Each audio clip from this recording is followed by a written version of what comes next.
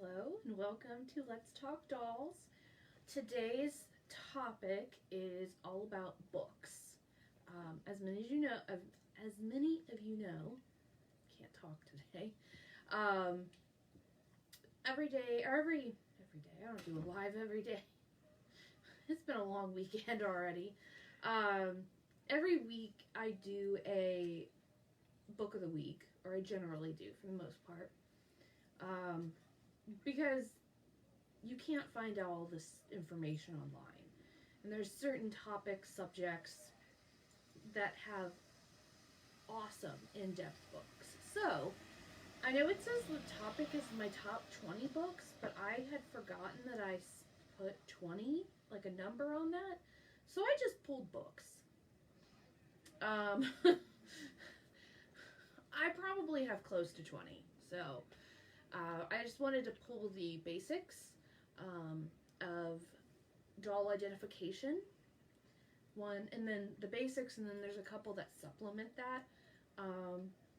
Doll costuming, doll stories, and psychology, the psychology behind dolls. And then I also have a couple about doll quilts.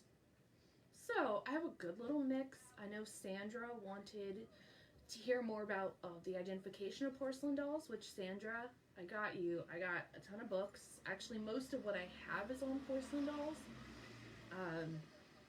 because that's what I pretty much sell, and I also, my collection is basically China head porcelain dolls. So, before we go into all that, I've got a couple updates on things coming up.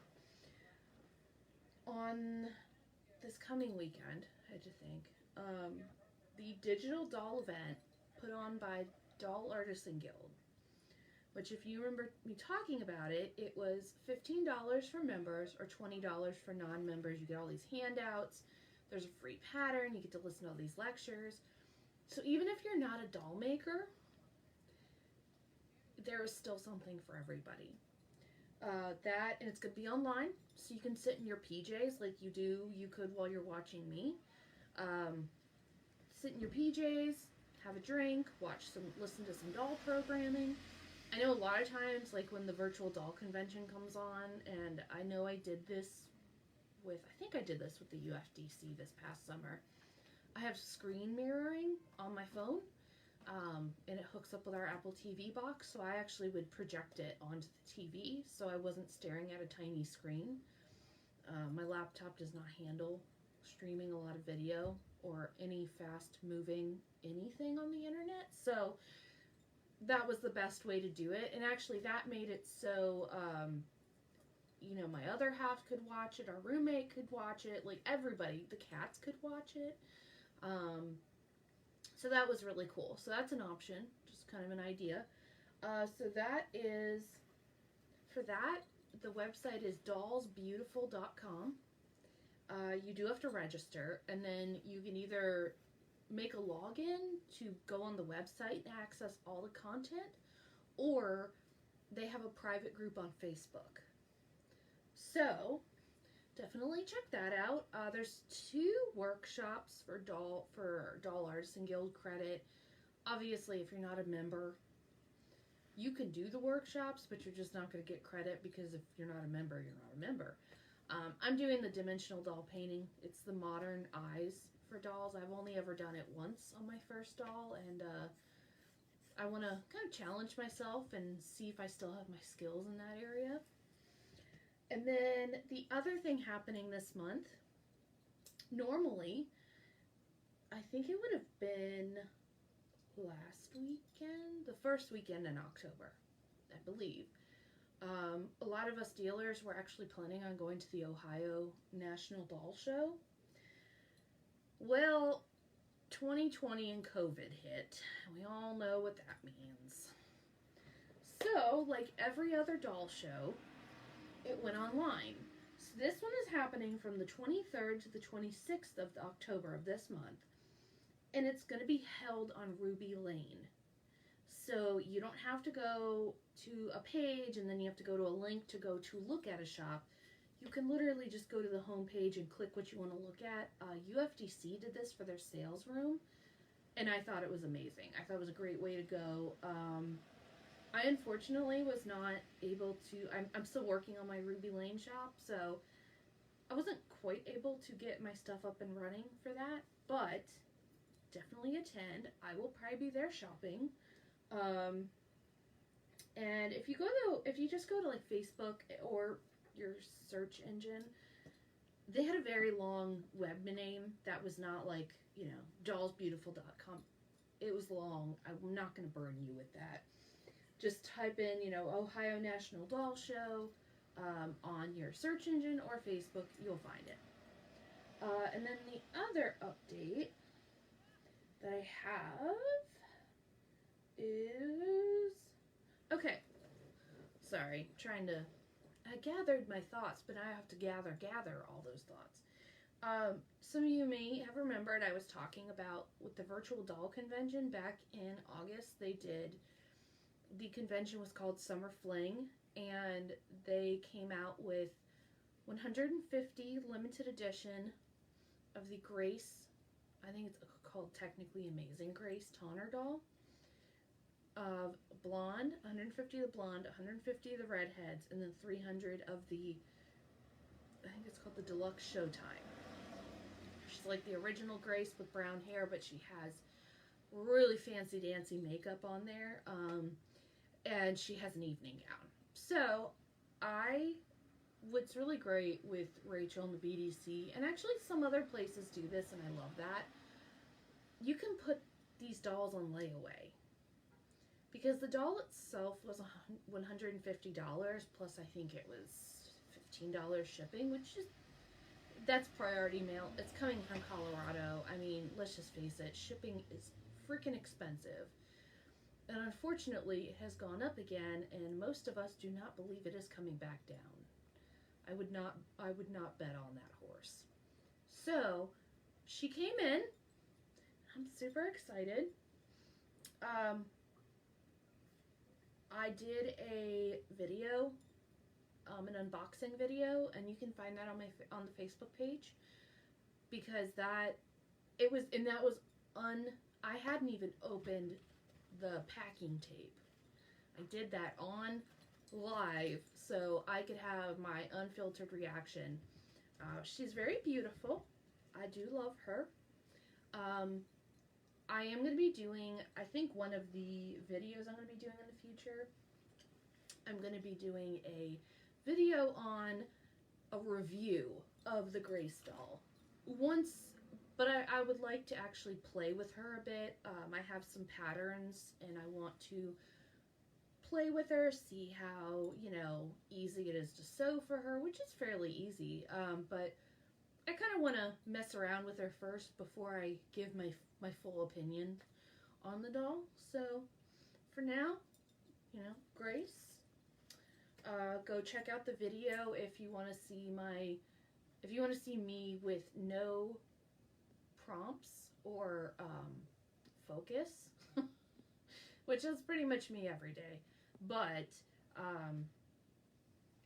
yeah, she's really awesome, and like I said, I don't know if it's going to be a live. I'm not sure. I have a list going for live videos, and I have a list going for pre-recorded videos that might take some editing or like Photoshop for films. My other half knows all that, or knows some of the basics, so he's probably going to be helping me with that. But so watch for that in the future. And do we have any questions, any comments before we get started? Nope. Susan Anthony has joined us. Welcome. As has Hugh Boyle. Welcome, everybody. So glad you could make it. So I'm going to put Grace to the side, and then we're going to talk about books, which is like my favorite topic ever.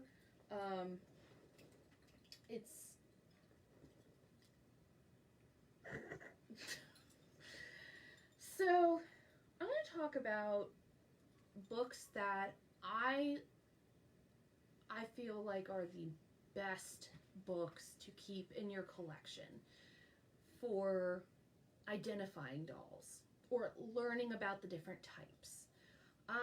Like I said, I don't have a ton of books on dolls outside of China heads, wooden carved dolls. I use dollreference.com a lot because most of these other dolls, it's not in my wheelhouse. So consequently, unless I am looking for something, if I buy something specific, like I have a Kramer and Reinhardt. I was tested on all this a couple years ago. I don't remember some of these names. K&R. I ordered a reprint of one of their catalogs because I wanted to do the mind labeling, and I still am, but she's half dressed. And I wanted to see I wanted to learn a bit more about that doll. So I ordered that book because of that project. So for the most part, I mean, I have all those books. It's like the complete encyclopedia of dolls from A to Z, 100 years of dolls. Do I think they're worth the money? Not really. Dollreference.com, as long as you have access to the internet, which, to be honest, most of us do in some way, shape, or form, I would say save your money, unless somebody is handing them to you for free. I have bought some people, some have been gifts. I try to buy every doll book I can, unless it is something way out of my wheelhouse. But definitely save your money. Don't go and buy, because some stuff's outdated. I mean, most of what I have here is actually books within the past 10, 15 years. So they're pretty current. So, let's dive in. Oh my goodness. Where do I want to start? I want to start with, this is called The Heart of the Tree. It's early wooden dolls to the 1850s. So you're going to find the creche figures, like I was just listening to about on the doll podcast the other day. Theoraltz is doing a huge auction of a lady in Vienna. This is the last part of her collection that they're selling off.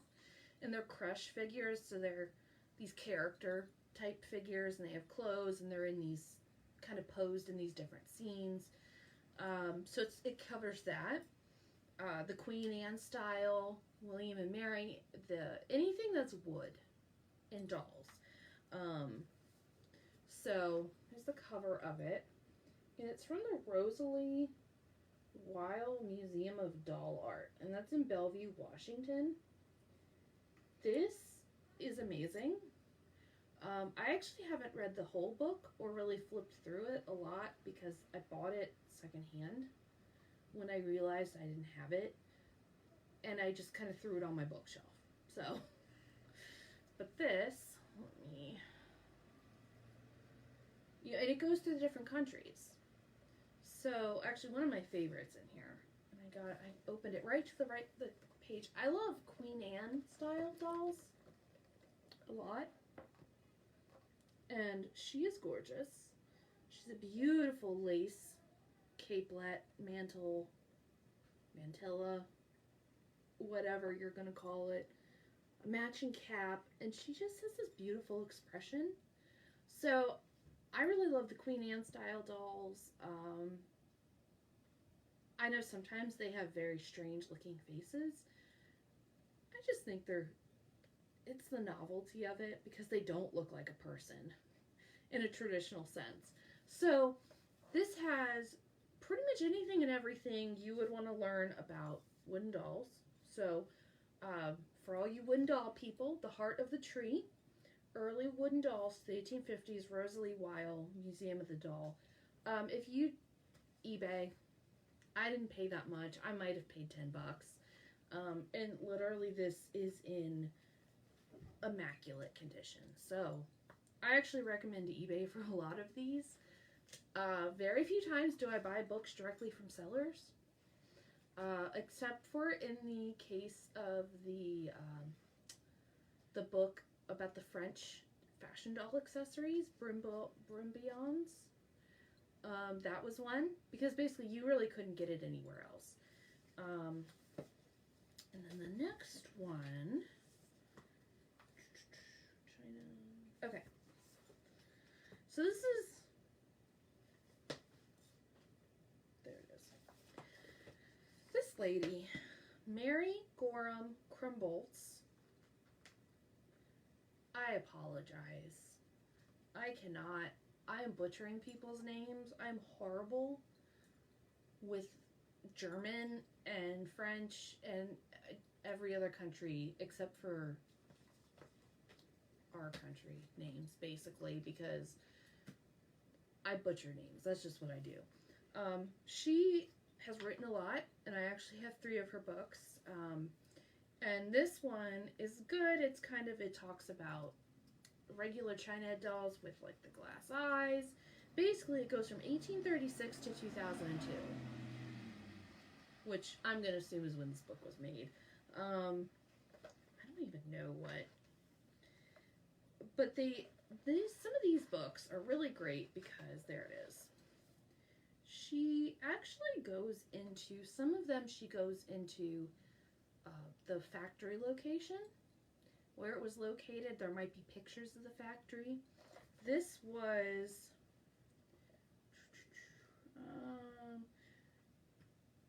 it does not actually say. Oh, Weiss, Kernhardt and Company. And don't ask me what dolls they made because I don't know. But this is actually like their office and the potter in the studio, one of the pottery studios, because most of the time when they were making dolls, they weren't just making dolls. You were making anything and everything you could out of porcelain or ceramic, depending on what you had local to you. So you're going to find a lot of this. There's catalog images. So she is amazing. Again, eBay. This is, I don't know that I've used this one for much, but occasionally I do get in there. It kind of just, it depends on what you're looking for, what you research. But I still recommend anything by Mary Gorham Crumbolts. So the next one, the next 2 are also by her. And you'll see some of these books have like page tabs, like the stick-on page tabs, or full-on paper in them because I use them a lot. So the next one is Identifying German Parian Dolls. And again, it's by Our Lady Mary here. This was another eBay purchase, and it's in, you know, you really can't tell some of these books are used. So this is going to be all your unglazed dolls, in the sense of China heads or Parians. I don't know, again, this is not one that I get into that often, but yeah, these are all going to be like the China head, not so much the French bébés and things like that. This is another good one. I love it. It's got, let's see, what do I have marked here? It's always interesting to see what I was pulling. Ah, yes. Let's see, there's a Parthenian. What was this one? Ah, yeah, I like this one. The Grape Lady. And actually the factory, Kessner. This is another one that talks about the factories and the places that these pieces were made, which I love because something that my other half has definitely helped me cultivate is this love for finding out the rest of the story. Yes, you might have this doll, but who made the doll? What area of, say it's an antique doll, what area of Germany or France did it come from? You know, going beyond who owned the doll, and this is a doll from the 1880s and such company. What else did the company produce? Things like that. So it's really fun when you get into it, and that's why I really love researching the places. And also, I am trying to track down more information on how these dolls were made. So, and that's pretty hard to find because I don't think a lot of doll collectors really even look at where the pieces are made. It's just, oh, this is a Kessner. I could be wrong, but I know a lot of people, collectors are collectors. It's across the board. So this next one's also by Mary. And Sandra, this is for you. This is definitely one that I would recommend for anybody who is into the glazed china heads. This is Identifying German Chinas, 1840s to the 1930s. So it's another similar one to the one that I just had. Again, eBay. Most of these I don't pay more than 10-15 bucks. I'll kind of keep a search, save a search, to see if I could get stuff cheaper. I've bought books in not so perfect shape because I'm gonna do things like this and put all these little tabs on there. So it really doesn't matter that's perfect. It's a research book. So what did I have in here? So you'll kind of see. She goes into, kind of blows some of the photos up of, takes up close shots so you can see the details of the dolls. It's amazing. I actually use this one a lot because it talks about some of the methods. Like it has little hints of how stuff was made, which, you know, might have to contact her and have a conversation maybe and see if we can, if I can get a lead on more information. This next one is kind of specialized, but it's still a china head doll. So it's still we're still within that realm. I'm not even going to try to pronounce the German title of this. This book, it looks really thick. But it's actually technically only half of that because half the book is in German and the other half's in English. Basically, a copy of each in each language in one book. I got this back at UFDC in 2016, and I'm going to try not to butcher her name, but it's Christiane Grafnitz. I met her. She signed my book. Again, this is one of the few ones I have bought new, but literally this book had just come out. Probably within the past couple months before UFDC. So this is all about KPM, which is, oh my gosh, it's the Royal, basically the Royal Pottery porcelain manufacturer. I'm not even going to attempt to say what the actual phrase is because it's just going to be bad. This one, it literally it breaks everything down into types. So you got type F9, and then there's literally pages of surviving F9s, F10, and then pages of surviving F10s. Basically, it's going to tell you what the hairstyle looks like, the marks on the back marks, and then known head sizes. So like this F10 was known to be in 4 inches and 4.9 inches. I'm thinking it's 5, but that's fine. So yeah, they will highlight all of this, which I think is awesome. I love this book because you can look at really pretty dolls that I will probably never find. KPM dolls, when they do pop up, they are expensive.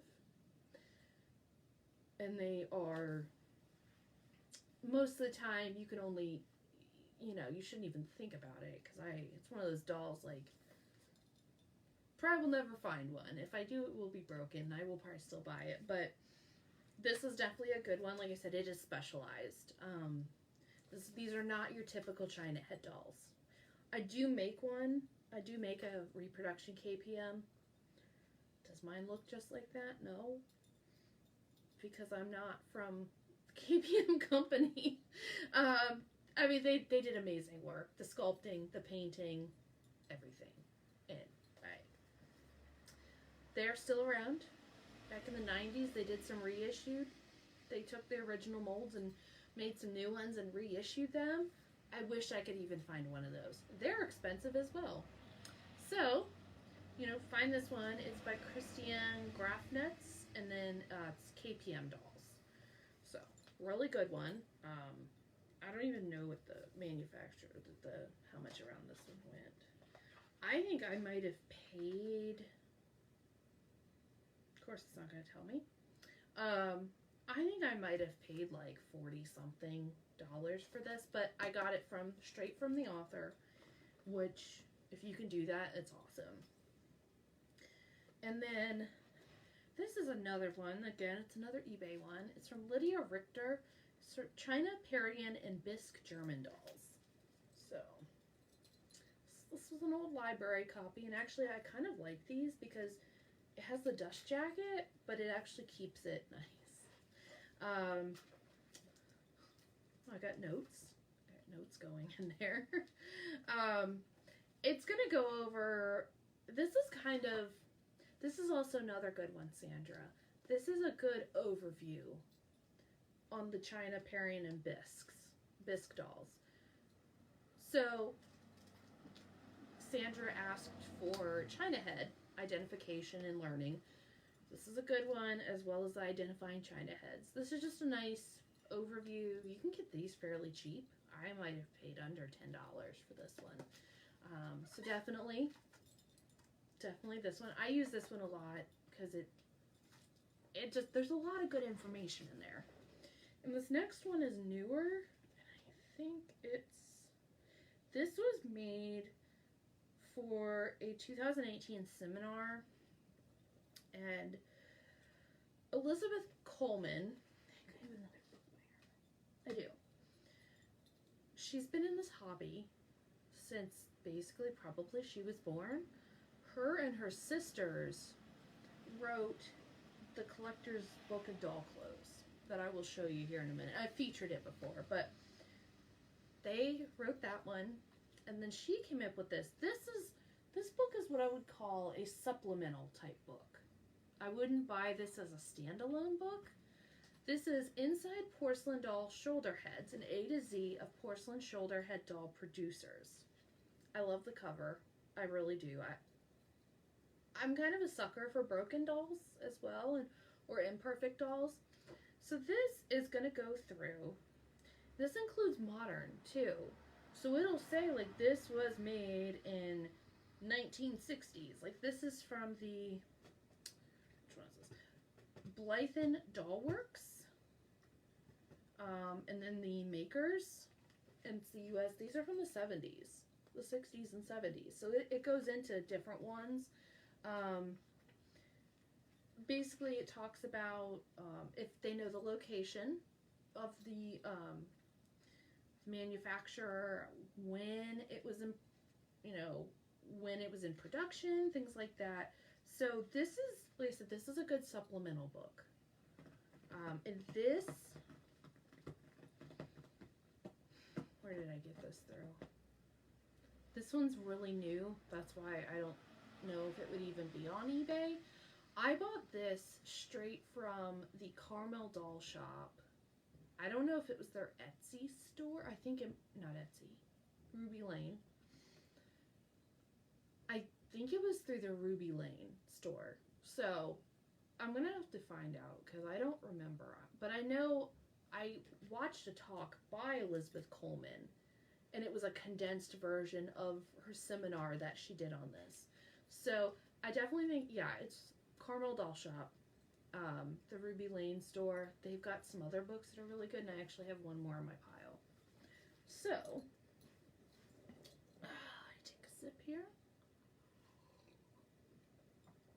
I would just like everybody to note that I am drinking soda.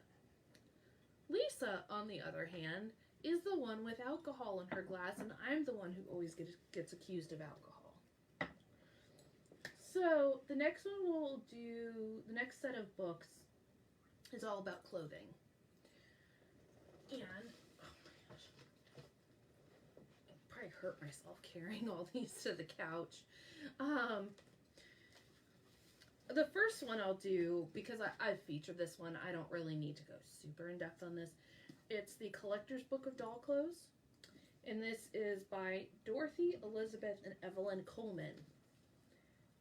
There's that Elizabeth Coleman again. She is a wealth of knowledge.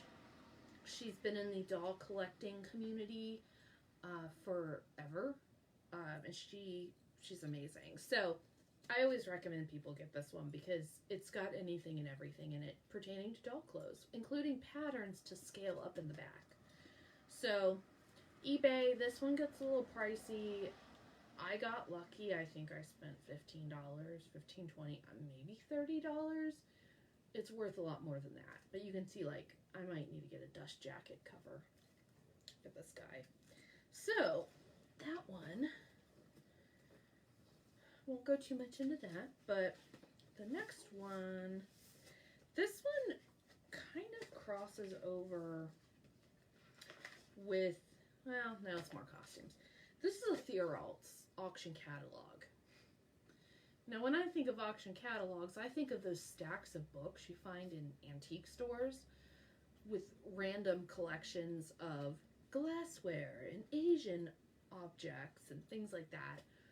And there's not a lot of information in them. Like, there could be really beautiful pieces in them, zero information. I pick up a lot of Theoralt's auction catalogs at antique store book booths because nobody really knows what they are. I mean, they're expensive to buy new, but they're worth it. So this is from, I don't even know what year it's from, but I believe I got this on eBay. Again, the magical world of eBay. This is lady dolls of the 19th centuries and the costumes they wore. So Theoralt's take an auction. And so the one we're looking at is here, 62. Front view, back view, and a description. Now it will say what it's the high and the low estimate of what it's going to go for. Doesn't mean it's sold for that much. You can actually go on the Theoralt's website and see how much it did sell for. So you can see, and whatever that year was that the auction came out, then you could kind of gauge what the price level is. It's got a little bit of everything. It's not China heads, Parians. It's everything. French fashion dolls, you know, books, clothing, everything. This is one of my favorites. And it's so pretty. There's so many pretty things to look at in here. In this, I don't know if they did a soft cover, but I feel like the hardcover just makes it that much nicer because it's like gold foil trim on this. Theoralt's knows how to produce an amazing auction catalog. They really do. This one, yeah, they also did another one, and I didn't pull it because it was kind of redundant, but it's called the Trousseau of Blondinette de Vranches. It's a Hooray doll in her wardrobe from 1862 to 1867. That is another must, and that, it's just awesome. They're pretty. It's when you want to look at pretty doll things, and I mean, their stuff looks better than most nice things in most people's houses today. But that's the 19th century for you. So, lady dolls in the 19th century, anything by Theoralt's, guys. I'm gonna promote the heck out of them because even if you never buy from them, amazing, amazing pieces to just learn.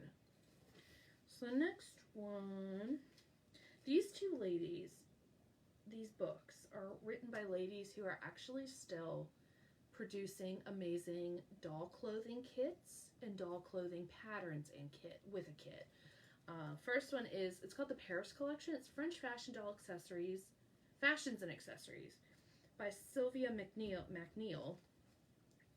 So this is patterns for it has a pattern for every dress. So let me open one up here. It's going to talk about construction, a little bit of the history. This dress is actually, these are in there. You know, it shows some of the accessories. Oops, sorry. Just these little teeny boots. I mean, the little parasol. At the very least, even if you're not going to sew the stuff, it's another book with lots of pretties to look at. I definitely recommend this. This one's harder to find. I picked up my copy at a doll show, and somebody was selling their late mother's or some late family member's collection, and it was absurdly cheap. I think I maybe paid like $5 for this book. It's worth a lot more than that. I don't know. I have a feeling it could be because it may not have been reissued. I don't know. So if you can find this one, definitely add it to your collection. And then the other one, who also does the kits, things like that, she's been doing more recently, I believe. This is a French fashion doll's wardrobe, patterns from 1864 to 1874. This is Louise Hendrick. So it's another beautiful book. I believe this was another doll show pickup for really cheap.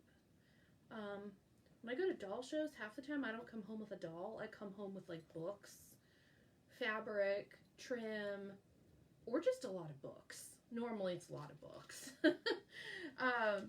So this one actually has stuff from Popé Model, which we talked about a couple weeks ago. But it's isolated the pattern, so you don't have to look at those crazy pattern sheets. So this is for the nightcap. But it's got a size for a 12-inch doll and an 18-inch doll. Isn't that nice? I love it. She basically does all the work for you. And though, yes, I can sew, I can drape, I can do pattern making. If I don't have to, I'm not going to. So, yeah, there's the McFarlane coat from Popé Model, June of 1873. It's gorgeous. I mean, this is another one that is worth some money. Not hooray book money, but it's a good resource. Even if you're just going to look through, it's pretties.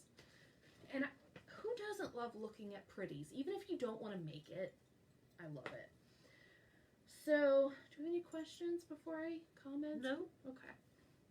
I don't want to, like, steamroll anybody's comments or anything. No comments.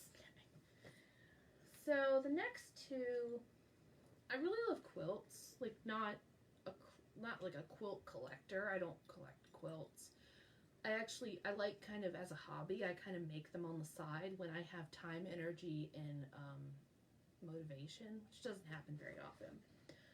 But what I really love doing is actually making doll quilts, like reproduction 19th century doll quilts for my dolls. And I do actually make some to sell just because I like doing it. These two books are actually really good if you want a good primer on antique doll quilts and children's quilts, because a lot of times they got used for both. It kind of depended on the circumstances. The first one is by Sandy Fox, and it's called Small Endearments, 19th Century Quilts for Children. And this one, I believe I got off of eBay.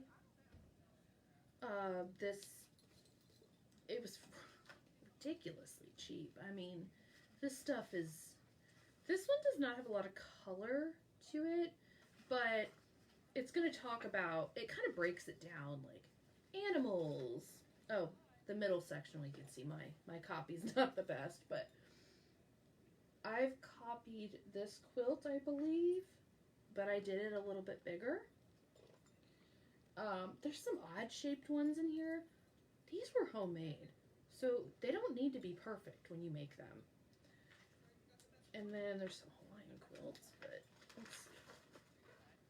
there's a little bit of everything in here. So they talk about the fabrics, colors, patterns, part of the country they came from. So this is definitely one. It's cheap. I mean, my copy's falling apart, so I actually open this one up a lot because I like this book a lot. The other one, this is newer, and I know there's some older copies, but I just happened to have found a newer copy. It's called Childhood Treasures, doll quilts by and for children, which I love that because there's some quilts out there that are very the technical skill is not there. But they were loved just as much. So, and this is by Mary Kay Waldvogel. It's a nice little cover. And then it goes over, this is actually all in color, which I kind of like the modern ones. This is like, this is what I'm saying. This is a 16 patch. This is 1880s. Every corner is rounded but this one. So, somebody was learning how to do binding properly, and as somebody who has struggled with binding in the past until like 4 years ago, this was me. That rounded binding, I could not get binding to save my life for the longest time. So I could totally empathize with the child who made this. But they were, this was loved nonetheless. So I pulled these two books because, like I said, I love making doll quilts. I have a huge stack of them, like above my head on one of the shelves to the top of the cabinets here. One day I'll have to maybe do a doll quilt show and tell, because I actually have more books on doll quilts, but a lot of them have the patterns in miniature, so it's a good combination with these. What I really like about these is they show you they don't have to be perfect. They don't have to be perfect to be perfect for your doll. Don't you expect, perfection's not expected, just fun. Fun is expected, it's mandatory. Yeah, maybe I'll do a quilt one, because I have a ton of quilts. I've done a bunch of different styles, and I find them fun, and sometimes it takes me a year or two to finish one because I have other things going on. So it's not anything I do for profit. Just I have fun, and I've recreated a couple quilts that I've seen that I've loved. So, doll quilts, eBay, again, eBay. You can't really go wrong. Okay, so my last category is stories, and specific people and psychology of dolls, because I really enjoy like the psychology behind why we do some of the stuff we do, because as humans we are very interesting, super interesting. It's like something you see when you're 5 years old can basically impact you for the rest of your life, and you won't even know it. It's crazy. It really is. I think we have a cat intruder on our porch. So the first one I'm going to talk about, I'm really not going to go in depth because I've talked about this one, and this is The Good, the Bad, and the Barbie, and this is a doll's history and her impact on us. Mattel did not authorize this one. I am going to put that out there. It says unauthorized, but this is by Tanya Lee Stone. I've talked about this. It talks about how Barbie came to be, but also people's individual interactions with Barbie. Was it good? Was it bad? Was it meh? Was it life damaging? Was it, what, basically, I want to say they asked people, what was Barbie to you? What did Barbie mean to you? What did Barbie look like to you? Things like that. So it's actually, it kind of gets into the psyche with dolls. So this one's definitely one I recommend. It's a quick read. I actually read it again because I haven't read it in a while, and it looks, I love it. So eBay, super cheap, maybe $5. Old library copy. I mean, you're reading it, you're using it for research, so you don't really need to spend a lot of money on it. That's the other thing with books. Unless it is a collector's book, like a first edition book from like a Edith Flack Ackley book from the 1920s or 30s with the marionette patterns in them or whatnot. You don't need a first edition unless it's something collectible like that. You don't need a first edition of this book or the next book. they're for research. So if one is not in the best of shape, but it's at a price point that you can add it to your collection, go ahead. If later on down, like, I might have to buy another one of this book, Small Endearments, because mine is falling apart. But that's fine. I've had this book for 4 years now, and it's been in the process of falling apart, but I've been using it a lot more within the past 2 years. I've gotten my $5 worth out of it. You know, you can always pass it on to a new doll collector if, say, you don't want to send it to the library because it is breaking. You know, I don't know what the library will do with those sort of donations, but I would guess they might get rid of them. I don't know. If somebody actually knows, that would be cool to find out. So the next book also talks about psychology of why we play with dolls. It's called Made to Play House, and this was a super interesting book. Dolls and the Commercialization of American Girlhood, 1830 to 1930. This is from Miriam Brunel. I can't even pronounce that hyphenated name.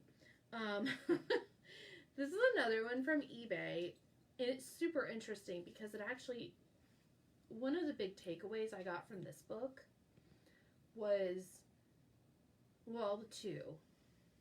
When women designed a doll, like you see a lot more towards the mid-19th century to the late 19th century, normally it was because it was something of, a lot of times, like for example, late 19th century, you see a lot of oilcloth type dolls.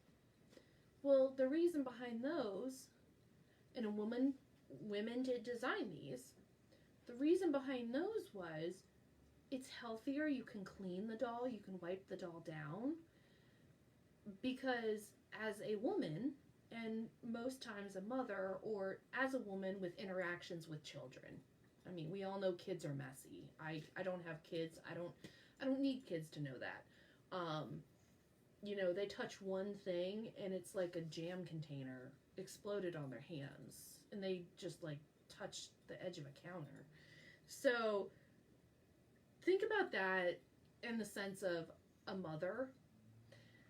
You know, most of the improvements and innovations that women were doing in dolls had actually more to do with the home life. But in the example I like to use for when a male designed a doll, let's use, for example, the Edison talking doll. It was expensive. They're finicky. And literally, I believe, from reading this and just reading some other accounts, it was almost just like, hey, we have the technology. Let's just do it. Like, male doll designers, and I don't know about now, but this is my impression from the 19th century. The newer, the better. The more gadgets or specialty things you could put on there, the better. But they weren't really necessarily relating to the home, or how that doll was going to interact, that child was going to interact with the doll. How was the mother going to clean the doll? Was the mother having to deal with a broken china head? Things like that. So this, you know, and they also said the other takeaway was how the manufacturers of dolls pushed all these products on the family. Like, say you had a French fashion doll. Well, we know you can have a whole house full of things to buy for that doll. Think about that. If as a child you are playing with this doll and you see that she has a stationery set and she has a tea set and she has A through Z, if you can think it, she has it. When you become older and you're running a house of your own, it is proven that you subconsciously go back to these habits. I mean, advertisers still use this today. It's crazy. But this was cool because it was just a different look at dolls. it was not the look of, oh, it's a pretty dress. Oh, I collect this doll. This doll has a pretty smile. This is what's behind it. And it goes beyond the dolls as a teaching tool theory, which they are. I agree they are. But this is definitely one that I recommend. It's awesome. I'm trying to find more like that because it's definitely a good different view. Just look outside the doll box. So that one's Made to Play House. And then the next two, let's see, which one do I want to talk about? I'm not going to go too in depth because pretty much most people have heard of this next person. This is basically the book of, and this was done, I believe, after her death, or she didn't author this book. But this is Tasha Tudor's Dollhouse, A Lifetime in Miniatures. I have seen, I believe some of this collection was at the UFDC in Washington in 2016. I believe that was the exhibit I saw. Amazing. She made some of the dolls. She made like everything. So you don't even, I'm not a huge Tasha Tudor fan because, I mean, she's cool. She's awesome. She's like 19th century Wonder Woman in the 20th century. But I'm not like a huge fan. Like, but this was definitely something that I loved. Because you could see, it talks about like the sparrow post for the dolls. And she has like a doll's Christmas. I definitely have that. And A for Annabelle. A is for Annabelle, which is also in relation to dolls. They're just sweet stories. I don't have kids, but maybe I'll read them to my cats. I mean, I don't know if they'll listen, but I get all like, I smile when I read them. So definitely anything to do with Tasha Tudor and her dolls and miniatures, because she knows. She had amazing stuff. So the last one that I want to feature is another one from the Carmel Doll Shop. During the Civil War, they didn't have enough funding for hospitals and medical supplies, things like that. So they had sanitary fairs to raise money for hospitals and soldiers' well-being, things like this. Now this is the revised edition. I have the first edition as well. But you want the revised edition because the revised edition has the carte de visite. I'm not saying that right. The CDV of Rose Percy, of this doll from this sanitary fair that surfaced after they did the first book. So Michael Canadas and David Robinson of the Carmel Doll Shop did this. They own Rose Percy, and they still do fundraising for veterans. She's been fundraising for veterans since the Civil War. It's called The Remarkable Rose Percy. This is the revised edition. Like I said, I have both. I don't know if I'm going to sell my first one, but I might keep them just because. And then Elizabeth Coleman did a foreword on this. But this is an amazing story, and I definitely recommend you go look up Rose Percy, the sanitary fair doll, because this, I would have to basically devote an entire live to her and everything she has done. So, this also you can get on the Carmel Doll Shop's Ruby Lane shop. You might be able to get it on their, they have a new website, but I haven't really been on their doll shop website in a little bit. But I definitely know the Ruby Lane shop has this and the Elizabeth Coleman book on the inside China heads. So, this one, I love. I love Rose Percy. I love the story. It's it's heartwarming. You know, it's what dolls are supposed to do. Give you that good, warm, fuzzy feeling. Unless it's a voodoo doll. That's probably not a good thing if it's a voodoo doll. But,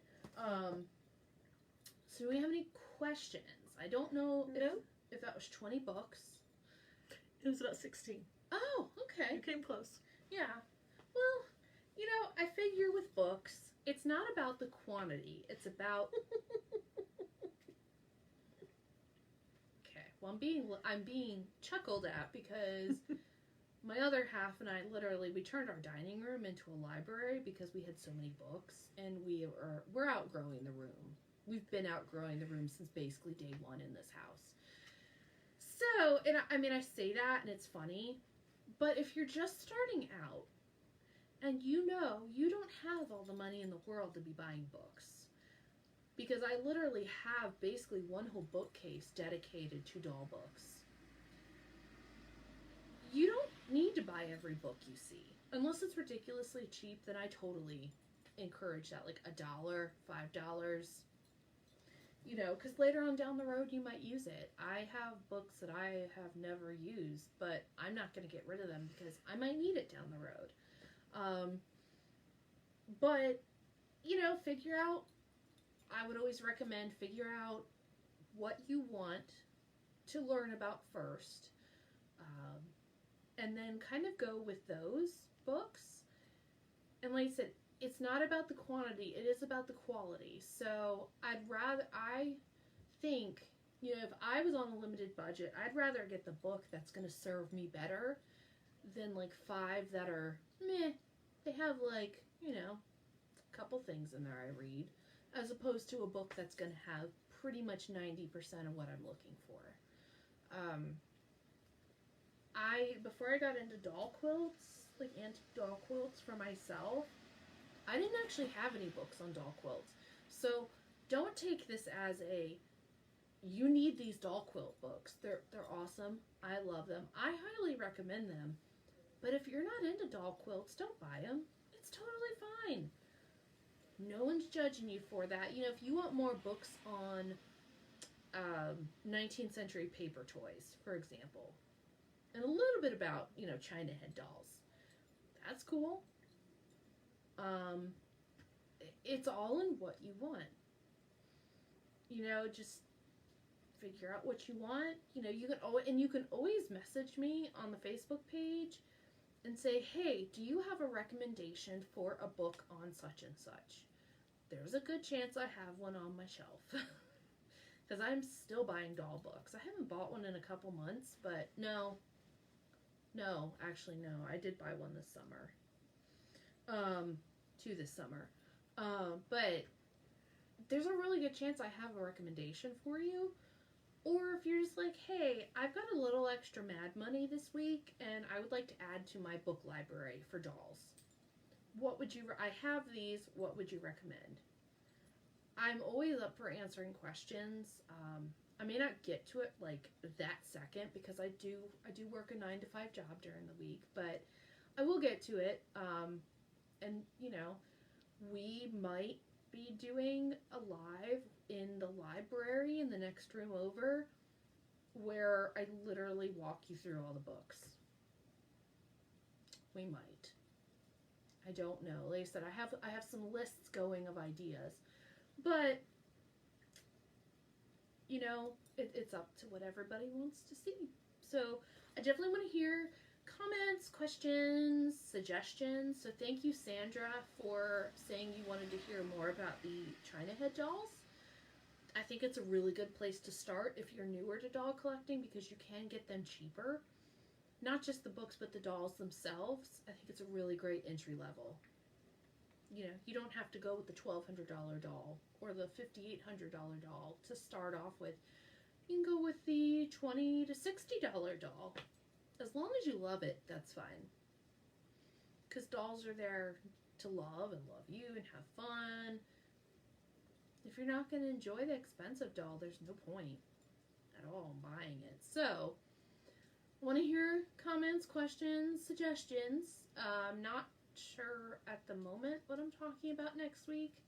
I know there's going to be some Sundays where I am going to, instead of a live, I'm going to upload a pre-recorded program because I might need to put photos in of details. So might happen next week. I have to see. I have to kind of gather my thoughts and see look at my list and spin the roulette wheel on that.